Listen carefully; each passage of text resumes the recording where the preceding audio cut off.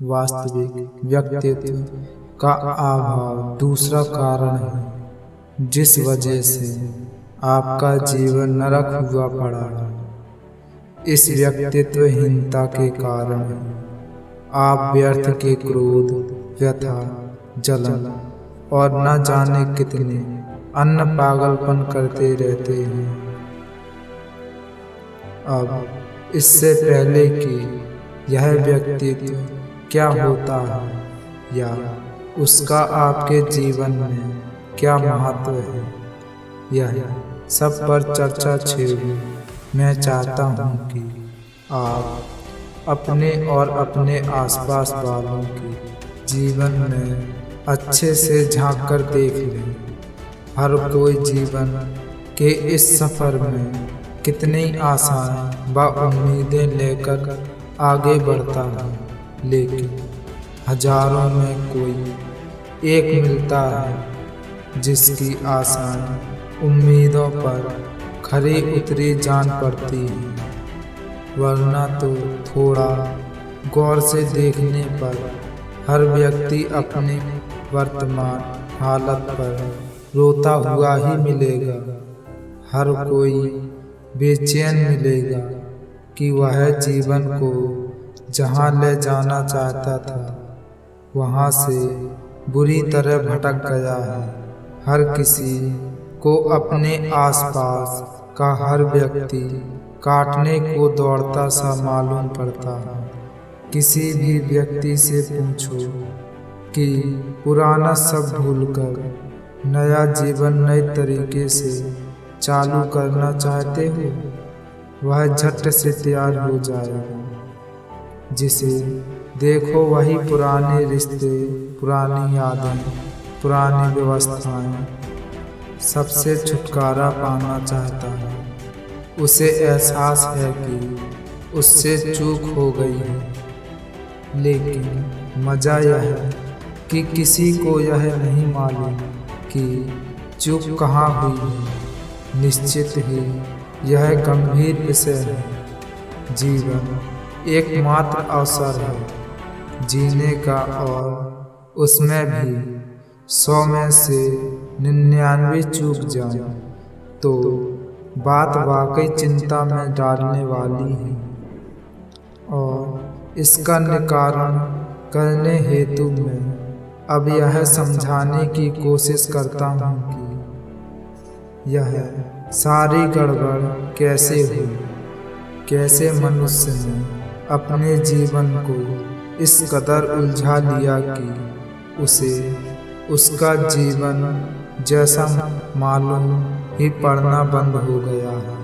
तो इसका सबसे बड़ा और प्रमुख कारण यह है कि मनुष्य ने अपने व्यक्तित्व बाहर से पकड़ने पर कुछ ज़्यादा ही जोर दे दिया है, तथा उसका परिणाम यह हुआ कि वह व्यक्तित्व के दूसरे पहलू यानी स्वयं के भीतर व्यक्तित्व को पूरी तरह नज़रअंदाज कर गया है।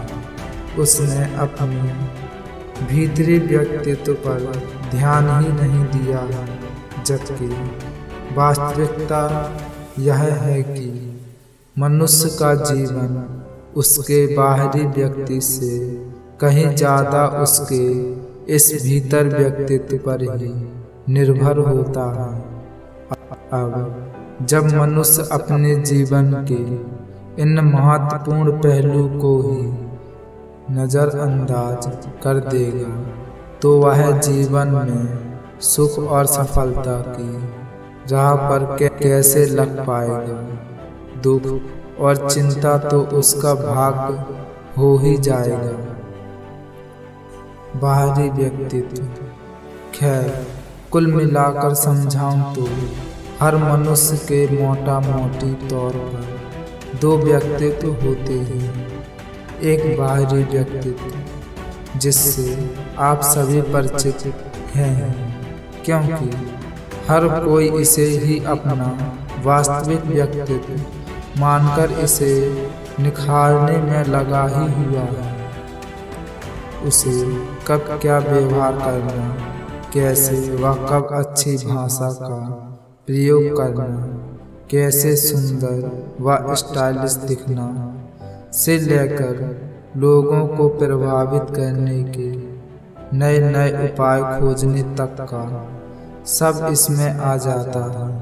चलो, दूसरे आपसे प्रभावित हों या आपकी तारीफ करें, यह आपको अच्छा लगता है तो मुझे इससे कोई ऐतराज नहीं। यूं भी जीवन में यह सब महत्वपूर्ण भी है, लेकिन दिक्कत यह है कि आपने न सिर्फ इन सब चीज़ों को ज़रूरत से ज़्यादा महत्व दे दिया है, बल्कि इससे ही आप अपना इकलौता व्यक्तित्व मान बैठे हैं, जबकि वास्तव में तो यह व्यक्तित्व की केवल ऊपरी सतह है। इसमें कुछ कमजोरी रह जाए तो भी इसका आपके जीवन पर कोई विशेष असर नहीं पड़ता है। अच्छा बोलना, स्टाइलिश होना या सोबर दिखना दूसरों को अच्छा लग सकता है, लेकिन यह हमेशा आपका जीवन बढ़ाने वाला सिद्ध नहीं होता। यूं भी यह विषय ज़्यादा चर्चा लायक इसलिए भी नहीं है कि और किसी ने अपने बाहरी व्यक्तित्व को निखारने में कोई कसर भी नहीं रख छोड़ी है, पर बावजूद इसके सबके हाल चाल आपके सामने ही हैं। अतः मैं आगे आपसे आपके भीतरी व्यक्तित्व के बारे में ही बात करूं तो अच्छा है। भीतरी व्यक्तित्व यह समझाने हेतु मैं शुरुआत एक उदाहरण से ही करता हूँ। इससे आपको वास्तव में भीतरी व्यक्तित्व से मैं क्या समझाना चाह रहा हूँ उसका अंदाज़ा लग जाएगा। बैंक का एक रिटायर्ड एमडी था, और जब वह रिटायर्ड एमडी था तो जाहिर है उसके बाहरी व्यक्तित्व में कोई कमी होने का सवाल ही नहीं उठता था। उसकी इकलौती लड़की की शादी की बातचीत एक बहुत बड़े औद्योगिक घराने में चल रही थी। आज संध्या 5 बजे उसे सब कुछ तय करने जाना था। वह घर से नियत साफ पर निकल पड़ा था।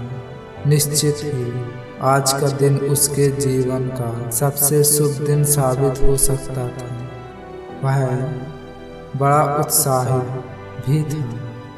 उधर घर के सदस्यों को उनके वापस का बेसब्री से इंतजार था, लेकिन कुछ ऐसा हुआ कि वे 6 बजे ही लौट आए, और वह भी काफ़ी क्रोधित अवस्था में। घर में किसी को बात समझ में नहीं आई।